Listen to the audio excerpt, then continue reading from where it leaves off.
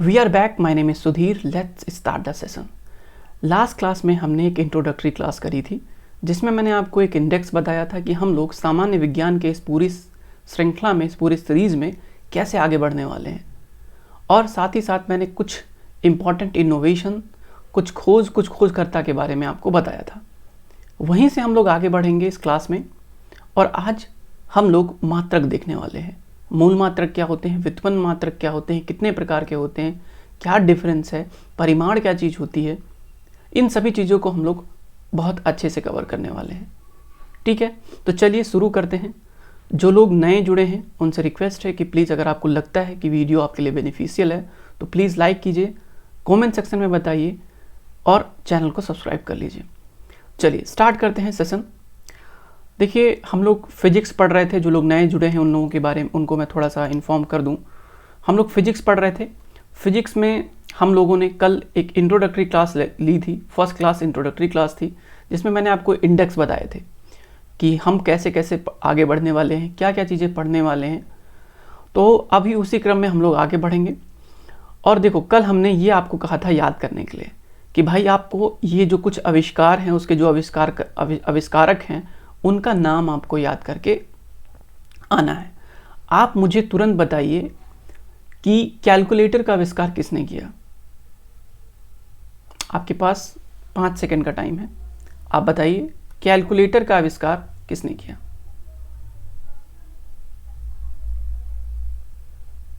I hope कि आपने जवाब सोच लिया होगा।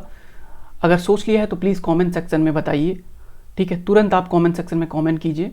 ठीक है, चलिए। हाँ, एक बात और, ये वीडियो प्रीमियर होता है तो आप जो भी क्वेश्चन पूछना चाहें लाइव सेशन के दौरान पूछ सकते हैं। ठीक है, और जब आप लाइव सेशन के दौरान क्वेश्चन पूछेंगे तो हम आपको लाइव सेशन के दौरान ही आपको जवाब दे देंगे। चलिए, मैंने आपको पूछा था कि कैलकुलेटर का आविष्कार किसने किया है। मैंने आपको कल ही बताया था कि कैलकुलेटर का आविष्कार पास्कल साहब ने किया था। एक बहुत इंपॉर्टेंट फैक्ट मैंने आपको बताया था, फोटोन।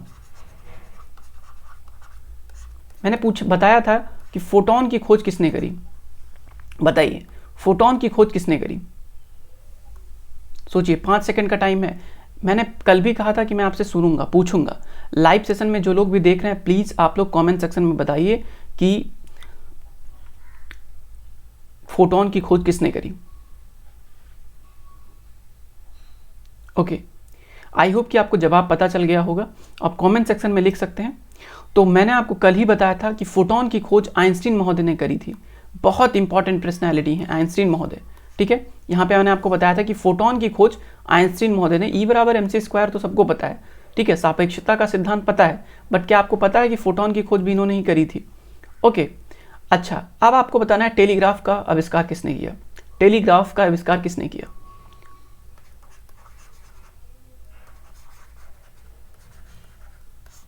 टेलीग्राफ का आविष्कार किसने किया, बताइए। 5 सेकंड का टाइम है आपके पास। फटाफट कमेंट सेक्शन में लिखिए।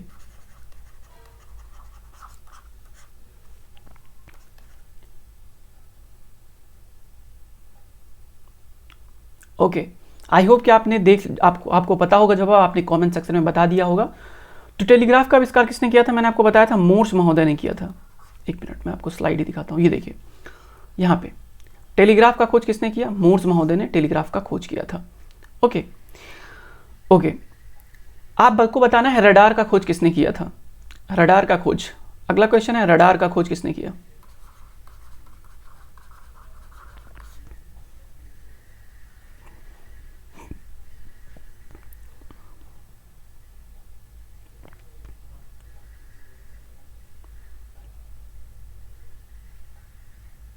आई होप कि आपने जवाब लिख दिया होगा। रडार का खोज जो है रॉबर्ट वॉटसन महोदय ने किया था। आई होप कि ये चीज़ें आपको याद होंगी, आप याद करके आए होंगे। एक और साथ याद कर लीजिए, 5वां, एक्स किरणों की खोज किसने करी थी, तो W रोंटगन ने करी थी। ऐसे से धीरे धीरे करके याद कीजिएगा तो आपको चीज़ें बहुत ईजिली याद हो जाएंगी, बहुत पैनिक नहीं होएंगी, क्योंकि एक दिन में सारी चीज़ें याद, थोड़ा सा मेमोरी याद किया सकता है, मतलब it's not too difficult, but हाँ ठीक है, आप याद रट्टाफिकेशन मत कीजिए, आप बार बार देखिएगा तो खुद से याद हो जाएगा। ओके, चलिए अब आगे बढ़ते हैं हम लोग मूल राशियाँ और मापन पर हम लोग आगे बढ़ते हैं। भौतिक राशियाँ, मूल राशियाँ, व्युत्पन्न राशियाँ क्या चीज़ होते हैं, मूल मात्रक, व्युत्पन्न मात्रक क्या चीज़ होते हैं। मापन क्या होता है, परिमाण क्या होता है, कितने प्रकार के होते हैं, वो सब चीज़ें हम लोग डिटेल से पढ़ने वाले हैं आज के सेशन में। ओके, एक बहुत सिंपल एग्जाम्पल से स्टार्ट करते हैं। देखिए, भौतिक राशियाँ दो प्रकार की होती हैं, एक होती हैं मूल राशियाँ और दूसरी होती हैं व्युत्पन्न राशियाँ। आई होप कि आपको स्क्रीन दिखाई दे रही होगी, ठीक है। एक होती है व्युत्पन्न राशियाँ, एक होती है मूल राशियाँ। मूल राशियाँ का क्या मतलब है, जैसा कि नाम से स्पष्ट है, मूल, बेसिक, मूल एकदम फाउंडेशन वाली, एकदम फाउंडेशन वाली ऐसी राशि जो मूल हो, मतलब जिसकी उत्पत्ति किसी अन्य सोर्स से ना हुई हो, खुद से हुई हो, या जैसे सपोज कीजिए कि मैं आपसे बोल दूं कि खाद्य पदार्थों का मूल सोर्स क्या है, तो आप एक लाइन में एग्जांपल दे सकते हैं कि वृक्ष, पेड़ मूल हैं, वो किसी और पर निर्भर नहीं करते हैं खाद्य पदार्थ, वो खुद से उत्पन्न करते हैं खाद्य पदार्थ, ठीक है। आम लेना है तो वो आम किसी और से जाके नहीं लेके आते हैं, वो खुद से आम उत्पन्न करते हैं। ऑल्दो अलग प्रोसेस होती है, फोटोसिंथेसिस प्रोसेस होती है, और उससे जो है एनर्जी बनती है और सारा प्रोसेस होता है, वो अलग बात है। बट ये अगर कहें कि खाद्य पदार्थों का मूल सोर्स पेड़ है कि नहीं है, हाँ तो है भाई, क्योंकि पेड़ किसी और से नहीं लेने जाता है। तो इस प्रकार मूल वो होता है जो खुद से उत्पन्न करता है और जिसे व्यक्त करने के लिए किसी और चीज की जरूरत पड़ती ना हो। मैं आपसे कहूं कि इस कमरे का क्षेत्रफल बताइए, मैं आपसे पूछूं कि इस कमरे का क्षेत्रफल बताइए, तो आप कहेंगे भाई क्षेत्रफल तो बता दूंगा, पहले तो ये बताओ कि इस कमरे की लंबाई कितनी है और जो है इस कमरे की चौड़ाई कितनी है, ठीक है, ठीक है। इस कमरे की लंबाई और इस कमरे की चौड़ाई कितनी है, ठीक है। तो जब लंबाई और चौड़ाई बताऊंगा तभी तो सामने वाला क्षेत्रफल बता पाएगा। तो क्षेत्रफल को व्यक्त करने के लिए आपको किसी चीज की जरूरत पड़ी, हाँ भाई जरूरत पड़ी, लंबाई और चौड़ाई की। तो क्या हम ये कह सकते हैं कि क्षेत्रफल एक मूल राशि हो सकती है? नहीं हो सकती है। क्षेत्रफल कभी मूल राशि नहीं हो सकती है। क्यों? क्योंकि इसको व्यक्त करने के लिए हमको क्या करना पड़ रहा है, हमें दो और राशियों की जरूरत पड़ रही है, लंबाई और चौड़ाई की। इसलिए हम कह सकते हैं कि क्षेत्रफल मूल राशि नहीं हो सकती। लेकिन मैं आपसे कहूं कि भाई इस कमरे की लंबाई बताइए, तो उठाएंगे फीता और नाप देंगे आप कि हाँ भाई ये 50 मीटर है, ठीक है। तो ऐसी राशियां जिनको व्यक्त करने के लिए किसी अन्य राशियों की जरूरत ना पड़ती हो उनको बोलेंगे मूल राशियां, जिनको जरूरत पड़ती है उनको बोलेंगे व्युत्पन्न राशियां।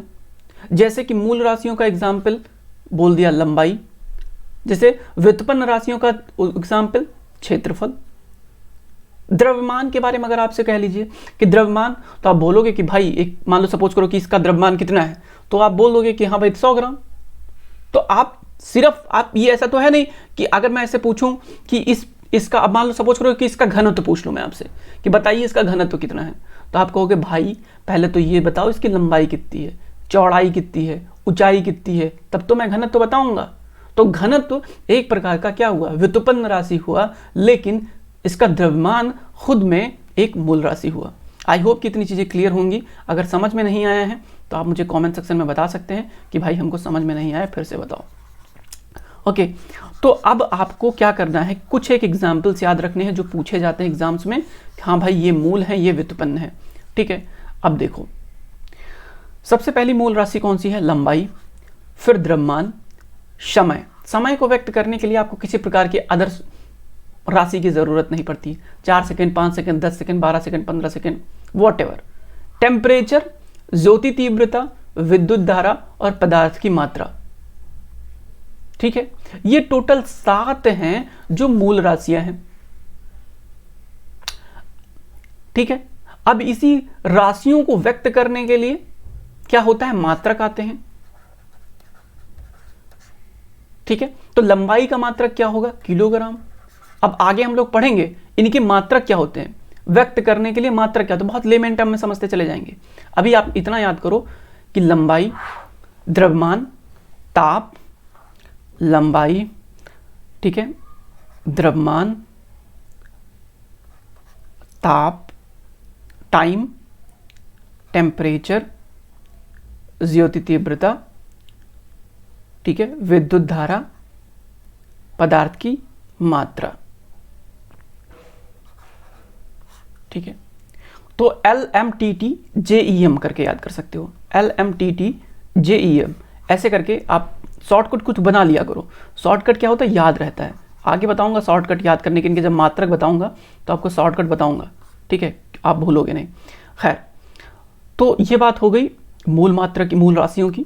व्युत्पन्न राशियों की बात करें तो क्षेत्रफल, आयतन, घनत्व, बल, वेग, त्वरण, ये सब व्युत्पन्न राशियां हैं। अक्सर लोग बल को लेके कंफ्यूज हो जाते हैं कि बल जो है एक व्युत्पन्न राशि है कि मूल राशि है।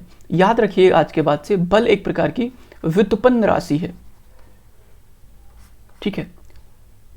बल एक प्रकार की व्युत्पन्न राशि है, विच ड्राइव फ्रॉम समवेयर, ठीक है। तो ये बल एक प्रकार का व्युत्पन्न राशि है, इसको याद रखना है। वेग, त्वरण, ये सब भी एक प्रकार से व्युत्पन्न राशि ही है। ओके, प्लीज़ अगर आपको चीज़ें समझ में आती हैं तो कमेंट सेक्शन में ज़रूर बताया कीजिए, क्योंकि कुछ नहीं, यही कमेंट्स, लाइक, डिसलाइक, सब्सक्राइब, यही सब काउंट करते हैं, ठीक है। हमें तो जो भी है अभी इनिशियली तो कुछ ऐसा कुछ मोटिव नहीं होता है, बट ये है कि अभी यही मोटिव है कि आपका लाइक डिसलाइक, नहीं पसंद आए तो बिल्कुल एकदम डिसलाइक मार दो। बताओ कमेंट सेक्शन में कि हाँ भाई यहाँ पे आप गड़बड़ कर रहे हो, यहाँ मुझे चीज़ें समझ में नहीं आ रही है, इसको और अच्छा बनाओ। एक प्रयास है हिंदी मीडियम में चीज़ें अच्छा लाने का, अच्छा रिप्रेजेंट करने का, प्रेजेंटेशन अच्छा करने का एक प्रयास है। आई होप कि चीज़ें शायद आपको बेनिफिट करें। ओके, अब बात करते हैं मात्रक क्या बला है भाई। अक्सर लोग मात्रक में कंफ्यूज हो जाते हैं कि मात्रक क्या चीज़ है। बहुत सिंपल टर्म में सीखते हैं, बहुत सिंपल टर्म में। मात्रक मतलब क्या होता है? मात्रक मतलब मात्रा, 5 kilo, 6 kilo, 7 kilo, kilo 10 metre, 12 metre, 15 metre, ठीक है, ये हो गया आपका मात्रक। तो किलोग्राम भाई कुछ में बताओगे, कुछ गणना होगी ना। आप पूछ रहे हो कि मैंने बताया कि द्रव्यमान जो है एक प्रकार की मूल मात्रक है, तो द्रव्यमान मूल मात्रक है, तो मूल राशि है, ठीक है। तो द्रव्यमान को आप किसी में जो है उसका कुछ एक वेट होगा, एक वेट है। अगर लंबाई मानते हैं तो उसका एक डिस्टेंस होगा कि भाई एक 4 किलोमीटर, 5 किलोमीटर, 6 किलोमीटर।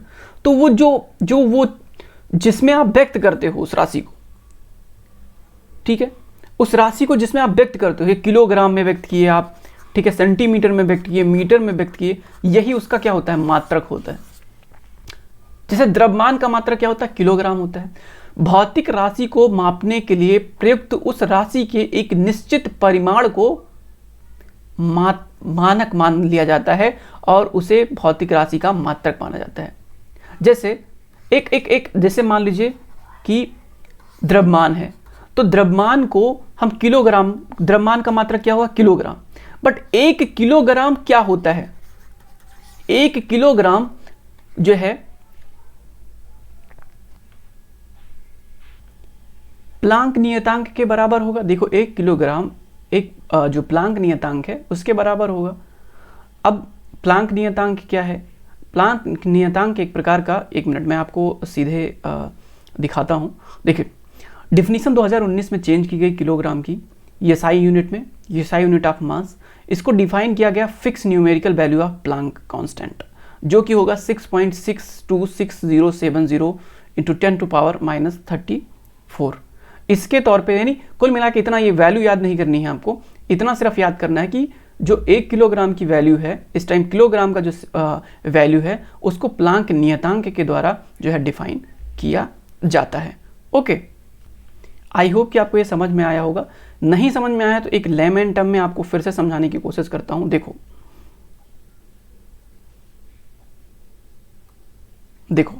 मैंने सिंपल चीज बताई कि मात्रक क्या होता है। मात्रक होता है मूल राशि के पीछे जो भी लगता है, किलोग्राम, सेंटीमीटर, वॉटएवर जो भी लगता है, ये होता है मात्रक। अब मात्रक के साथ सपोज करो मैं बोल दूं 1 किलोग्राम, 1 मिनट, ये स्लाइड मुझे थोड़ी सी इरेज करता हूं सब।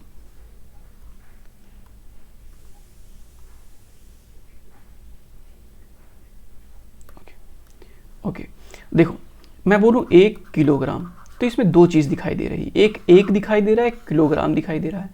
एक क्या है? एक है आपका परिमाण, क्वांटिटी, और मात्रक क्या है? किलोग्राम। ठीक है, तो एक क्या हो गया? परिमाण, संख्यात्मक वैल्यू, उसको बोल देते हैं परिमाण। ठीक है,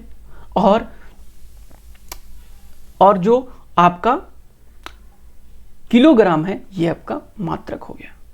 तो ये दोनों चीजें मिलके क्या बनती हैं? मात्रक, और बनाती हैं मात्रक और परिमाण। ठीक है, किसी राशि का आपको मात्रक और परिमाण पता है तो उस राशि के साथ आप जितनी भी वैल्यू आपको निकालनी है वो सारी वैल्यू आप निकाल सकते हैं। ठीक है, तो आप इतना भी, आई होप कि बहुत लेमेंट में मैंने समझाने की कोशिश करी है, आई होप कि इतना समझ में आया होगा। नहीं समझ में आया तो इतना बात याद रखो कि मात्रक का मतलब किलोग्राम या सेंटीमीटर या जो भी आता है, और परिमाण का मतलब वो मात्रा। ठीक है, चलो मात्रक के बारे में, मात्रकों की कुछ विशेषताएं होती हैं। पहली, ये सर्वमान्य होता है, हर जगह सार्वभौमिक होगा, सर्वमान्य होगा। किलोग्राम का वैल्यू जितना भारत में होगा उतना ही वैल्यू आपका जो है चाइना में होगा, अमेरिका में होगा, ये बदलेगा नहीं, मात्रकों की वैल्यू नहीं बदलती है। ठीक है, समय स्थान के साथ परिवर्तित नहीं होता है मात्रक। ठीक है, समय स्थान के साथ परिवर्तित नहीं होगा। आप स्पेस में ले जाइएगा तो मात्रक नहीं बदल जाएगा, ऑल्दो ग्रेविटी बदलती है। आप कहते हैं ना कि हमारा वेट पृथ्वी पर 50 किलो है तो चंद्रमा पे जाके समथिंग 1/8 हो जाएगा, 1/9 हो जाएगा। ठीक है, तो वो चीज़ अलग बात है, वो एक ग्रेविटी का कॉन्सेप्ट है। ठीक, ग्रेविटी के कारण आपका वेट कम हो रहा है, बट वेट की वैल्यू जो किलोग्राम की वैल्यू थी वो प्लांक नियतांक से ही मानोगे आप यहाँ पे 50 किलो के थे तो वहाँ पे किलो में ही माप रहे हैं आपको। ठीक है, और इस किलो की वैल्यू घट बढ़ नहीं रही है, सिर्फ ग्रेविटी घट बढ़ रही है। ठीक है, तो तीसरा जो बात होता है ये एक सुपरिभाषित होता है, एक वेल डिफाइंड होता है, जैसा कि मैंने आपको प्लांक नियतांक के बारे में आपको, जैसा कि मैंने आपको बताया यहाँ पर कि Planck constant has to be 6.6607015 into 10⁻⁻34। तो ये जो एक स्पेसिफिक, एक सुपरिभाषित परिभाषा है। ठीक है, तो जो आपके मात्रक होते हैं उनकी एक वेल डिफाइंड डिफिनीशन होती है और ये चेंज नहीं होती है। इसको एकदम एग्जैक्ट बनाए रखने की बहुत सारी कोशिशें होती हैं। जैसे पहले किलोग्राम की वैल्यू जर्मनी में रखे हुए जो है प्लेटिनम और इरिडियम की जो एक सिलेंडर थी, देखो ये इमेज देखो ध्यान से, ये जो सिलेंडर आपके सामने दिखाई दे रही है ये प्लेटिनम इरिडियम की एक एलॉय है। इसके बराबर मान दिया जाता था कि 1 किलो हो जाएगा। ठीक है, तो एक प्रकार का एलॉय था, प्लेटिनियम और इरिडियम का एलॉय था, जिसको मतलब एक किलो की वैल्यू मानी जाती थी और पूरे दुनिया में इसी को 1 किलो माना जाता था। बट इसमें दिक्कत क्या थी कि इसकी साफ सफाई होती थी, धूल गर्दे लगते थे, तो उसके कारण से इसकी वैल्यू घटती बढ़ती हो सकती थी, थोड़ी बहुत माइनर चेंज होते, लेकिन ये लोग माइन्यूट चेंज को भी बहुत ध्यान में रखते हैं, क्योंकि 1 किलोग्राम में अगर थोड़ा भी चेंज होता है तो उसका इम्पैक्ट पड़ता था। ठीक है, तो प्लेटिनम इरिडियम वाला जो एक कॉन्सेप्ट था 1889 में आया था, सिलेंडर में इसको बंद किया गया एक बॉक्स में, उसके बाद से इसको माना गया। बट इसमें जो थोड़ा बहुत परेशानी आ रही थी, इस बात को देखते हुए 2019 में क्या लेके आए, 2019 में प्लांक कांस्टेंट लेके आए। ठीक है, कि भाई एक कांस्टेंट रख देते जिसकी कोई फिजिकल स्ट्रक्चर नहीं है, उसकी एक सिर्फ वैल्यू है, उस वैल्यू के ऊपर नीचे हुआ तो गलत है, उस वैल्यू के बराबर हुआ तो सही है, दैट्स इट। ठीक है, तो ये बात आपको समझ में आई होगी, आई होप। तो जैसा कि मैंने आपको बताया कि एक सुपरिभाषित परिभाषा होता है, भौतिक कारकों जैसे ताप, दाब आदि से प्रभावित होता है, आपसे अप्रभावित होता है, माफ कीजिए, बिल्कुल। तो मैंने बताया कि ताप दाब से प्रभावित नहीं होता है, बिल्कुल। जो भी भौतिक कारक होते हैं उससे अगर प्रभावित होने लगे मात्रक तो सर्वमान्य और परिवर्तनशील, सर्वमान्य नहीं रह जाएंगे और परिवर्तनशील हो जाएंगे। तो ये नहीं होना चाहिए, इसलिए प्लांक कांस्टेंट को अभी लेकर आए हैं। तो आई होप ये चीज़ें समझ में आई होंगी, इतना ज़रूरी तो नहीं है, लेकिन विशेषताएं आपको एक बार पता होना चाहिए। ठीक है, मात्रकों के प्रकार मूल मात्रक और व्युत्पन्न मात्रक 2 प्रकार के होते हैं। मूल मात्रक वही बात जो स्वतंत्र हो, जो खुद से उत्पन्न हो, स्वतंत्र हो, जिन्हें व्यक्त करने के लिए व्युत्पन्नों की किसी की और की जरूरत नहीं होती है। ठीक है, उनको बोलते हैं मूल मात्रक।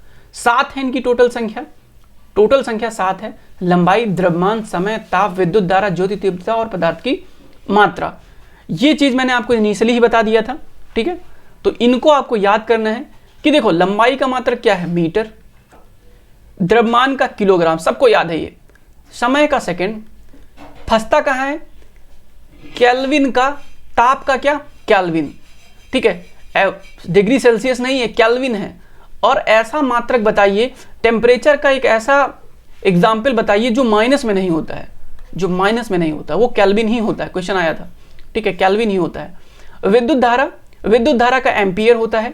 ज्योति तीव्रता का कैंडेला होता है, ठीक है, ज्योति तीव्रता का कैंडेला होता है और पदार्थ की मात्रा का मोल होता है। तो देखो याद करने के बहुत सिंपल तरीके हैं। याद करने का सिंपल तरीका क्या है?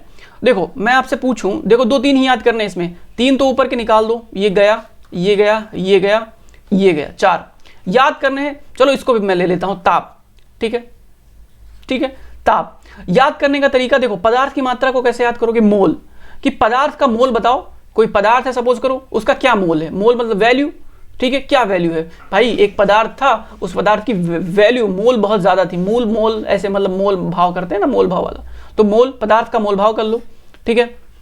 ज्योति, ज्योति कैंडेला के साथ खेल रही थी, ठीक है, कैंडेला, किंडल, कंडला ऐसे करके, तो ज्योति कैंडेला के साथ खेल रही थी। विद्युत धारा, विद्युत धारा एम्पियर, ठीक है, तो विद्युत धारा एम्पियर, तो धारा, धारा को क्या कर सकते हैं?